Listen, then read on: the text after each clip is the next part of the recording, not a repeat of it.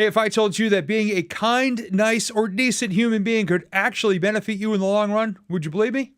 It's true. Read it on the internet. That's the topic of today's Motivational Firewood video. Here we go.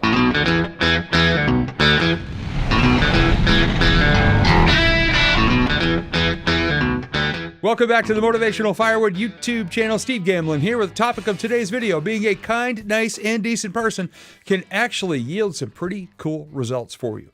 We all get 24 hours in each day. Whether you are rich or poor, lazy or hard worker, does not matter. We all get the same amount of time. So what are you going to do with your time today? Are you going to be a douche or are you going to be a nice person? Are you one of those people who wakes up every single day looking for something to bitch about, or looking for an argument, or ways to create a scene, or deep sick somebody else's success?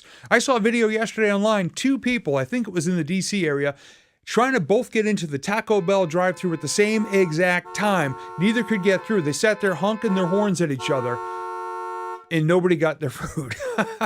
You don't lose in life if you let someone else go first. Taco Bell makes plenty of food.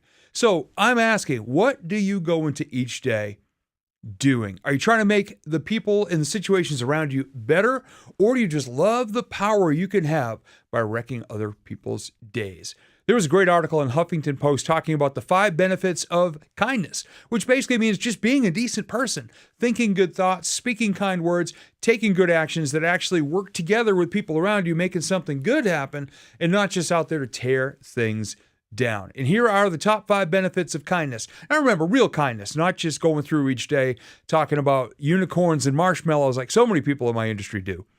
Talking about real kindness. And here we go. The number 1 benefit of kindness is it actually makes us happier. I feel good when I walk away from a situation, either making somebody laugh, making somebody feel valued or listened to, or appreciated.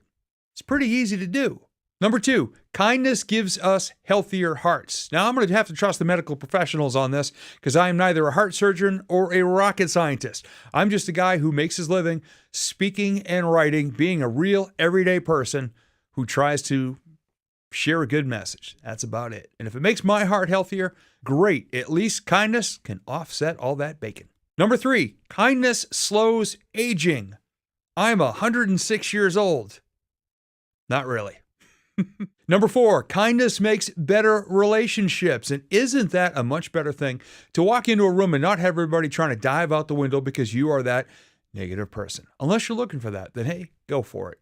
And number 5, kindness is contagious. Of course, negativity is too, but I choose to catch the kindness stuff, catch the good stuff, be around the good stuff, and get a little bit of it on me every single time.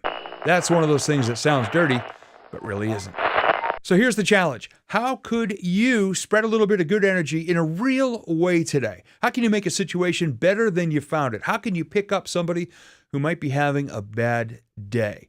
Earlier this week, I had to get a headlight bulb for my car and walked into this brand new place here in my town. I'd never been there before. And there was a gentleman behind the counter. He said, "Sir, how can I help you?" I said, "Well, I got to get one of these bulbs because the local police department has given me 72 hours to replace it."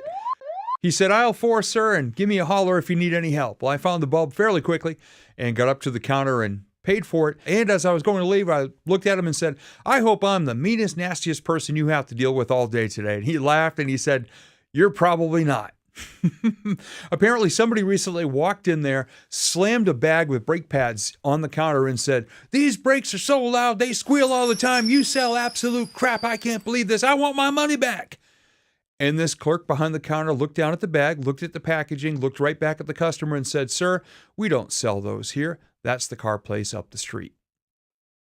Now, he could have gone off the rails on this customer who may have actually deserved it. But what he wanted to create for himself and for the other customers in the store was a better outcome. So how could you choose to react to the world around you today? What will you look for in the world today? Are you going to be looking for people who are squealing louder than the brake pads? Or are you going to be looking for people that you can either improve their day, or are you just going to avoid getting sucked into the negativity? Because sometimes that's a skill unto itself. So how will you do it today? How will you share a little kindness and real good energy? And how can you benefit from one of those 5 things that come with it: better health, better relationships, and a better heart. Hey, eat that bacon. And just getting through each day, maybe a little bit happier. Plenty of negativity out there. It doesn't mean we have to get dragged through it.